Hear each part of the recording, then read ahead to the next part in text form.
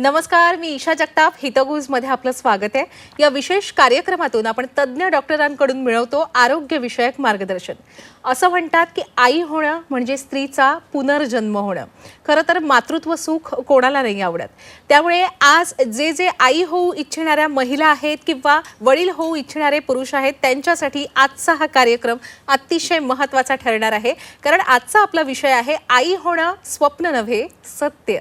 आणि ज्याबद्दल आपल्याला मार्गदर्शन करणार आहेत डॉक्टर मृण्मयी धर्माधिकारी. नमस्कार डॉक्टर, कार्यक्रमात आपलं स्वागत आहे. नमस्कार. चर्चेला सुरुवात करूया, पण तत्पूर्वी डॉक्टरांची आपल्याला ओळख करून देते. डॉक्टर मृण्मयी धर्माधिकारी एक अत्यंत कुशल आणि प्रेरणादायी स्त्रीरोग तज्ज्ञ आणि IVF तज्ज्ञ आहेत. त्यांनी आपलं MBBSचं शिक्षण पुण्याच्या नामांकित BJ मेडिकल कॉलेज आणि ससून रुग्णालयातून पूर्ण केलंय.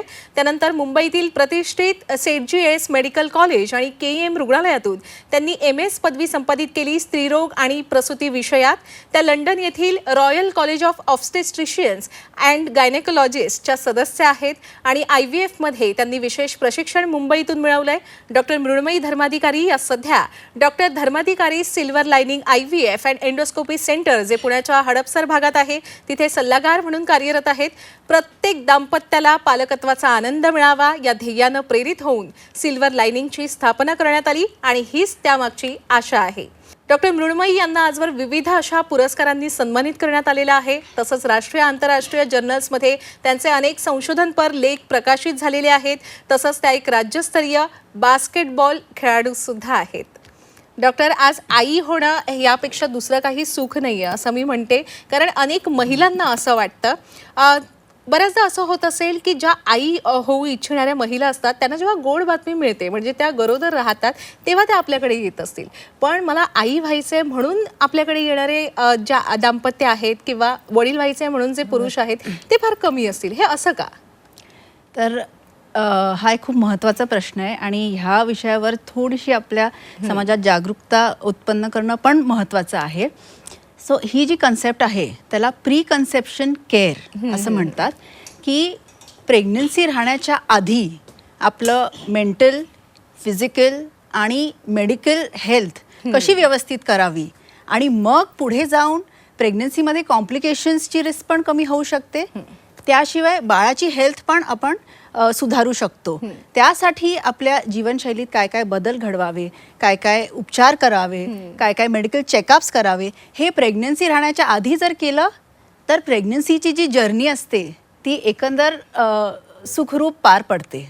अच्छा, मेडिकल चेकअप्स करावे हे तर अतिशय महत्त्वाचं आपण सांगितलं, पण दैनंदिन जीवनशैलीत असे कोणते महत्त्वाचे फॅक्टर्स असतात जे सुद्धा आपण लक्षात घ्यायला पाहिजे, विचारात घ्यायला पाहिजे गर्भधारणेसाठी? गर्भधारणेसाठी सगळ्यात महत्त्वाचं म्हणजे हेल्दी ॲक्टिव्ह लाईफस्टाईल. आता आपल्या सगळ्यांचे जे आत्ता जॉब्स आहेत ते बैठं काम जास्त आहे, सिडेंटरी लाईफस्टाईल ज्याला आपण म्हणतो.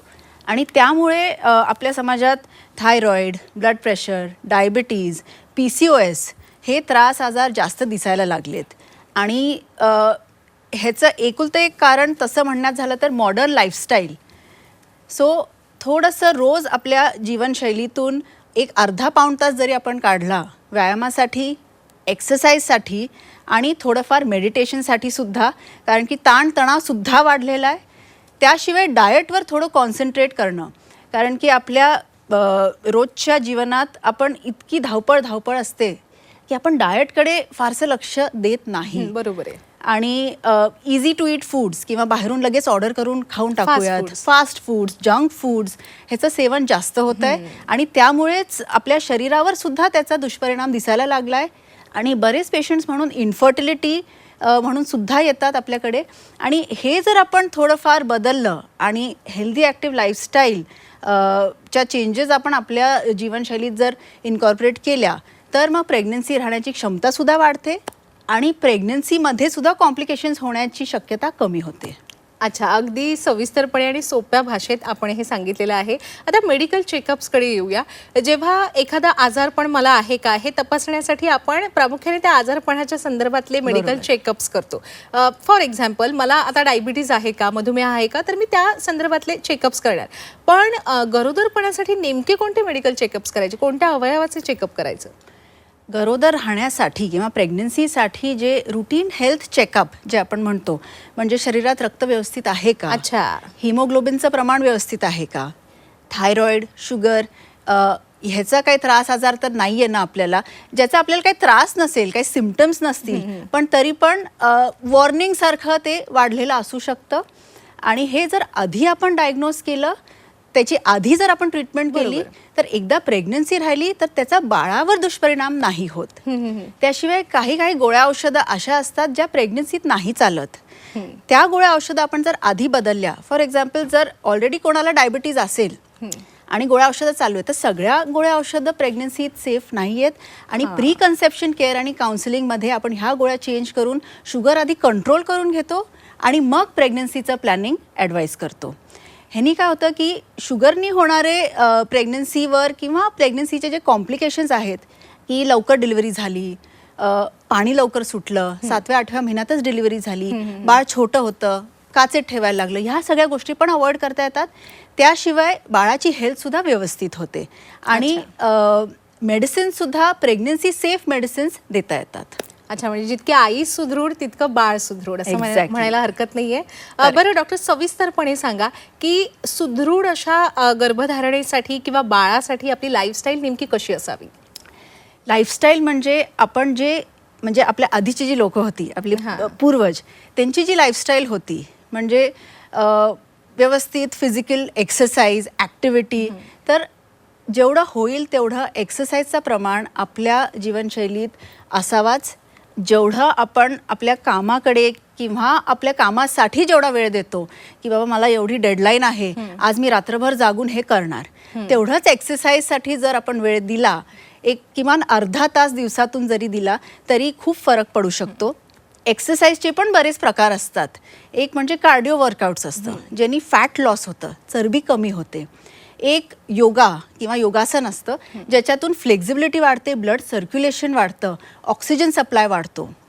आणि त्याशिवाय मेडिटेशन, ज्यांनी मेंटल हेल्थ व्यवस्थित राहते, ताणतणाव कमी होतो. सो ह्या काही छोट्या चेंजेस आहेत जे आपण जीवनात घडवू शकतो.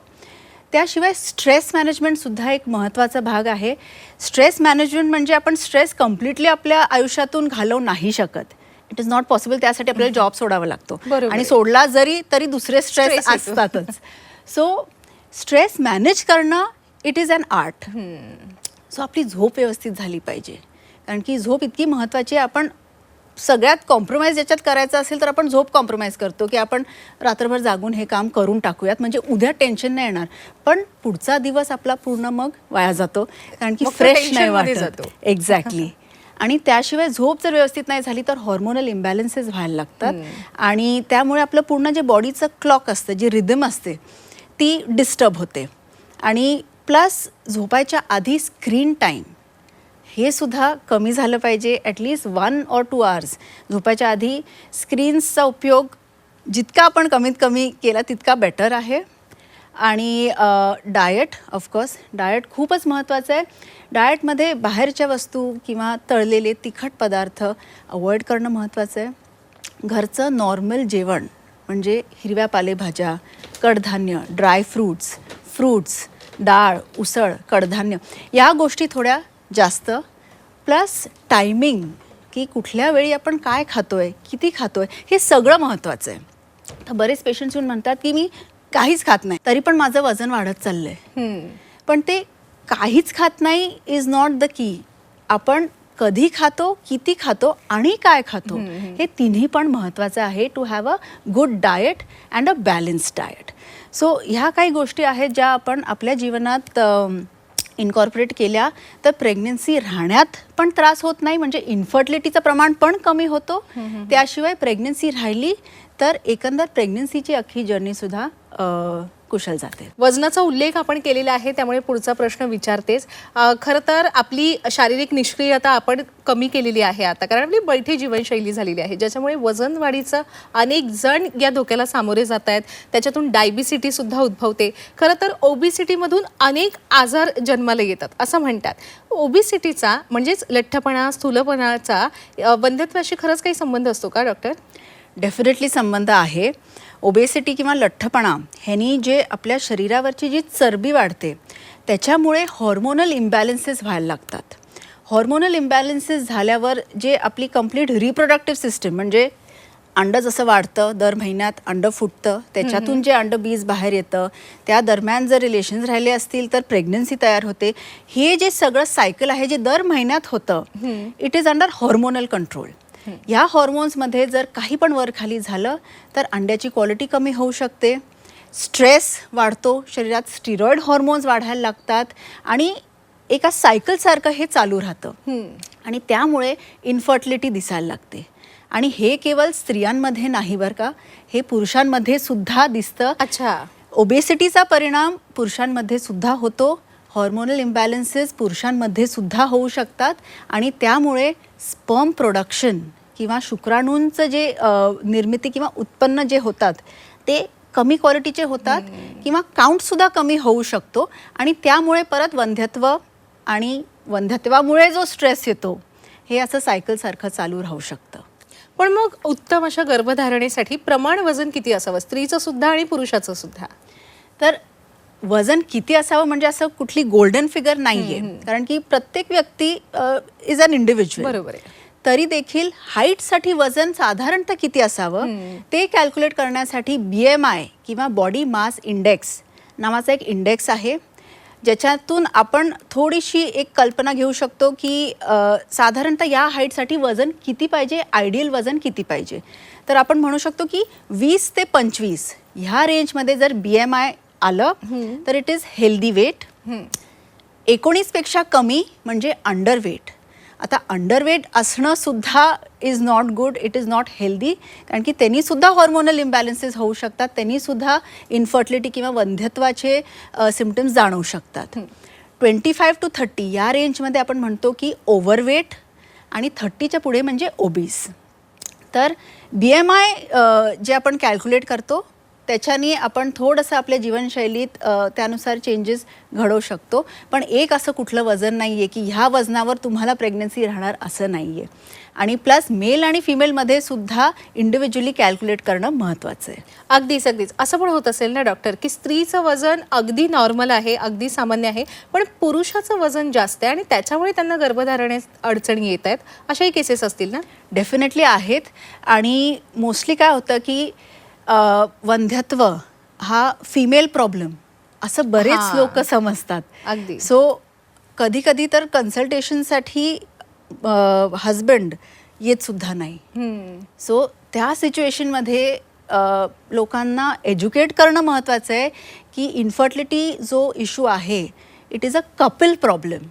सो दोघांनी पण ट्रीटमेंटसाठी येणं महत्त्वाचं आहे, दोघांच्या पण टेस्ट करणं महत्त्वाचं आहे. आणि सीमेन टेस्ट एक अशी टेस्ट आहे की म्हणजे एक साधी टेस्ट ज्याने आपल्याला कळू शकतं की मेल रिलेटेड काय प्रॉब्लेम आहे का, कारण इन्फर्टिलिटीमध्ये 40% केसेस ज्या असतात त्या मेल इन्फर्टिलिटी रिलेटेड असतात. अच्छा. बरं, आपण जसं सांगितलं की बऱ्याच केसेसमध्ये पुरुष येत सुद्धा नाहीत ट्रीटमेंटसाठी, अशा सुद्धा केसेस असतील जिथे कपल्स ट्रीटमेंटसाठीच येत नाहीत. म्हणजे आजही गरोदर राहण्यासाठी मला ट्रीटमेंट घेण्याची आवश्यकता आहे हे लोकांना पचतच नाही, त्यात त्यांना काहीतरी गुन्हा केल्यासारखं वाटतं. याविषयी काय सांगाल डॉक्टर? अगदी बरोबर. कारण की थोडंसं आपल्या समाजात ही जागरूकता अजून थोडी कमी लेवलला आहे, तरी आधीपेक्षा बरंच इम्प्रूव्हमेंट आहे मी म्हणेन. पण हो, बरेच जे दाम्पत्य असतात ते खूप वर्षांनी येतात, म्हणजे 30 वयाच्या पुढे. आणि तेव्हा काय होतं, जसं वय वाढतं तसं प्रेग्नन्सी राहण्याची क्षमता पण हळूहळू कमी होत जाते. 30 वयानंतर 35 वयानंतर एगची क्वालिटी किंवा अंड्यांची क्वालिटी, अंडाशयांची क्वालिटी कमी व्हायला लागते, शुक्राणूंची क्वालिटीसुद्धा कमी होते आणि प्रेग्नन्सी राहायला एकंदर वेळ लागतो. सो म्हणून जर ट्रीटमेंटची गरज आहे तर ते वेळच्या वेळी घेणं पण महत्त्वाचं आहे.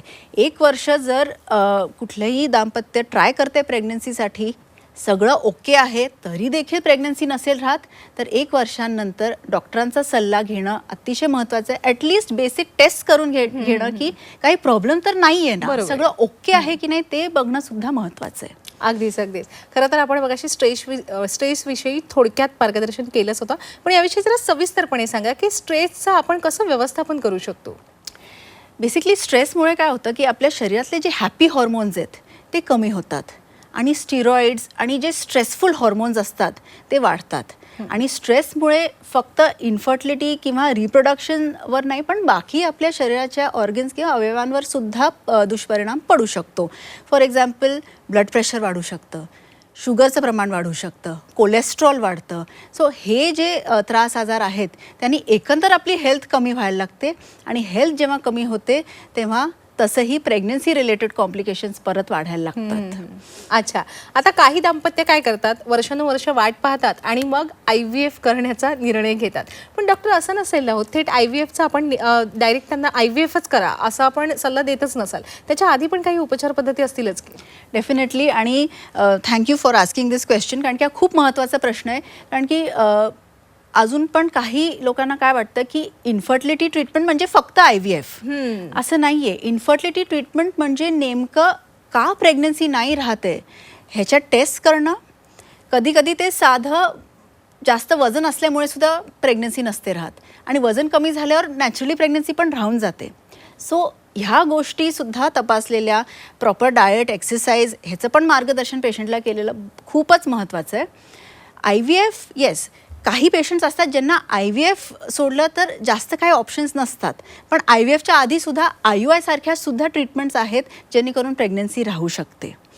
अच्छा, IVF आणि IUI आपण ट्रीटमेंट जी सांगितली त्याविषयी सविस्तरपणे सांगा आपल्या सर्व प्रेक्षकांना. सो IUI म्हणजे काय? Intra युट्राईन insemination. म्हणजे अंड जेव्हा वाढून फुटतं त्या दरम्यान आपण मेल पार्टनरचे जे स्पर्म्स असतात ते घेतो, ते प्रोसेस करतो. त्याच्यातले जे चांगल्या क्वालिटीचे फास्ट चालणारे मोटाईल स्पर्म्स असतात ते सेपरेट होतात, आणि हे स्पर्म्स आपण डायरेक्ट गर्भपिशवीच्या आतपर्यंत सोडतो.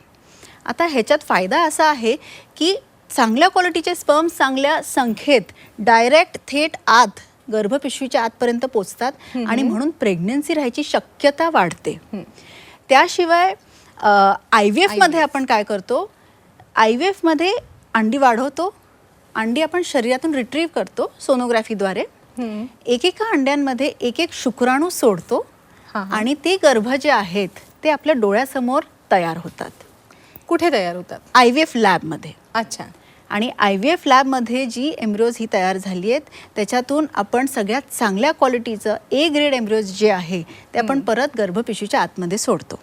आता IUI तसं पाहिलं तर it is like a natural procedure. जे फर्टिलायझेशन म्हणजे अंड्याचं आणि शुक्राणूचं जे मेळ व्हायला पाहिजे ते शरीरातच होतंय, नॅचरल रीतीने होतंय. पण त्याला ट्यूब्स ओपन पाहिजे, अंड्याची क्वालिटी चांगली पाहिजे, शुक्राणूंची क्वालिटी चांगली पाहिजे. IUI म्हणून आपण कोणामध्ये सांगतो? शुक्राणूंमध्ये काउंट नॉर्मलपेक्षा थोडासा कमी झाला आहे, वरतीपर्यंत तेवढे पोचत नाही आहेत. ह्या पेशंट्समध्ये IUIचा खूप चांगला इफेक्ट येतो. अच्छा, आता तुम्ही जी माहिती दिली ना डॉक्टर, त्याच्यावरून माझ्या असं लक्षात आलं की IUI म्हणजे शरीरातच बाळ वाढतं आईच्या, आणि IVF म्हणजे शरीराबाहेर बाळ वाढतं आईच्या. बरोबर आहे? थोडंसं चेंज मी ह्याच्यात करीन की IUI म्हणजे फर्टिलायझेशन जे होतं, अंड्याचं आणि शुक्राणूचं मेळ होऊन जे गर्भ तयार होतं ते शरीरात होतं. IVF म्हणजे काय? शुक्राणूचं आणि अंड्याचं जे मेळ होतं, फर्टिलायझेशन जे होतं ते शरीराच्या बाहेर होतं. एकदा गर्भ तयार झाला की तो गर्भ आपण परत गर्भपिशवीच्या आतमध्ये सोडतो. म्हणजे बाळ हे आईच्या शरीरातच वाढतं. डेफिनेटली. बरं, एक ना IVF बद्दल गैरसमज असतो लोकांच्या मनात की जसं आपण सांगितलं की गर्भधारणा ही शरीराच्या बाहेर होते, मग लोकांना भीती वाटते की कशावरून हे बाळ माझंच असेल. तर IVF लॅबमध्ये मल्टिपल विटनेसिंग सिस्टम्स असतात की ज्यांनी पेशंटचं एक युनिक आयडेंटिफिकेशन नंबर असतो, आणि त्यानुसार आपण पेशंटचं सॅम्पल, मिस्टरांचं सॅम्पल जे आहे ते डबल चेक केलं जातं, क्रॉस विटनेसिंग असतं, आणि चुकून जरी दुसरं सॅम्पल आलं तर सगळीकडे अलार्म्स असतात. सो ह्याला विटनेसिंग सिस्टम म्हणतात. सो हे एरर्स होण्याची शक्यता is almost next to zero. म्हणजे अतिशय विश्वासार्हता पाळली जाते या दोन्ही ट्रीटमेंट्समध्ये. बरं, सक्सेस रेट किती आहे दोघींचं पण? IUI मध्ये तसं पाहिलं तर गोष्टी शरीरात नॅचरली होत आहेत. अंड वाढतंय, फुटतंय, शुक्राणू आतमध्ये आपण सोडतोय. शेवटी शरीराचा पण त्याच्यात भाग असतो की प्रेग्नन्सी राहणार की नाही. जसं लग्न झाल्या पहिल्याच महिन्यात प्रेग्नन्सी नाही राहिली तर खूप मोठा प्रॉब्लेम आहे असं नाहीये, पण आपण 4 ते 5 महिने देतो शरीराला गोष्टी जुळून येण्यासाठी. तसंच IUI मध्ये सुद्धा 2 ते 3 सायकल्स आपण ट्राय करतो, जेणेकरून आपण म्हणतो की 3 सायकल्समध्ये तरी राहायला पाहिजे. नसेल राहत तर मग पुढच्या काही तपासण्या आहेत का जे करण्याची गरज आहे. अच्छा, बरं डॉक्टर, आता अगदी महत्त्वाचा पण थोडक्यात सांगा. महत्त्वाचा प्रश्न आहे की ज्या नव्याने तारुण्यात आलेल्या मुली असतील किंवा वयात येणाऱ्या मुली असतील, त्यांना मासिक पाळी संदर्भात काही जर त्रास होत असेल, म्हणजे पोट दुखत असेल किंवा अनियमितता असेल, तर त्यांनी काय काळजी घ्यावी? कारण याचा पुढे जाऊन वंध्यत्वावर परिणाम होऊ शकतो ना, गर्भधारणेवर. बरोबर. तर पाळीचे जे प्रॉब्लेम्स असतात म्हणजे मेन्स्ट्रुअल डिस्टर्बन्सेस, त्याच्यामुळे पुढे जाऊन इन्फर्टिलिटी किंवा वंध्यत्व होऊ शकतं. आणि त्याचं सगळ्यात मोठं एक्झाम्पल म्हणजे PCOS, पॉलिसिस्टिक ओव्हेरियन सिंड्रोम. आणि हे आजकालच्या तरुण पिढीमध्ये हे खूप दिसायला लागलं आहे. PCOS म्हणजे बेसिकली काय की अंड जे वाढायला पाहिजे नियमितपणे ते वाढत नाही, ते फुटत नाही. आणि त्यामुळे पाळी डिले होते किंवा एका महिन्यात 2दा पाळी येते, जास्त ब्लिडिंग होते, अनियमित होते. तर ह्याचं बेसिकली कारण आहे अनहेल्दी लाईफस्टाईल. म्हणून तरुण मुलींनी सुद्धा exercise, diet, junk food avoid करणं हे खूपच महत्त्वाचं आहे. आणि एक्सरसाइजसुद्धा जे पेल्विक एक्सरसाइजेस असतात त्यांनी सुद्धा जे पाळीत पेन होतं ते सुद्धा कमी होऊ शकतं. अच्छा, आता आलेलो आहोत आपण या चर्चेच्या समारोपाकडे. डॉक्टर, जाता जाता एक छोटासा असा संदेश काय द्याल आपल्या सर्व प्रेक्षकांना? संदेश म्हणजे जर प्रेग्नन्सीसाठी तुम्ही ट्राय करताय तर 1 वर्षानंतर जर प्रेग्नन्सी नसेल राहत तर आपल्या डॉक्टरांचा सल्ला घेणं खूपच महत्त्वाचं आहे. दुसरं म्हणजे IVF ही अशी एक ट्रीटमेंट आहे जेणेकरून खूप दाम्पत्यांना आईवडील होण्याचं स्वप्न त्यांचं साकार झालेलं आहे. म्हणून त्याच्या आजूबाजूला जे गैरसमज आहेत ते फक्तच फोनवर न वाचता एका प्रॉपर तुमच्या डॉक्टरांकडे जाऊन त्याचा सल्ला घेतलेला जास्त बेटर आहे. कारण की त्यांनी व्यवस्थित मार्गदर्शन होईल आणि प्रेग्नन्सी राहण्याची शक्यता पण वाढेल. अगदीच. खूप खूप आभार डॉक्टर या सगळ्या सविस्तर अशा मार्गदर्शनासाठी आणि कार्यक्रमात सहभागी होण्यासाठी. धन्यवाद. धन्यवाद. प्रेक्षक हो, हितगुजमध्ये वेळ झालेली आहे आता इथेच थांबण्याची. पण ताज्या घडामोडींसाठी नेहमीच पाहत रहा झी 24 तास.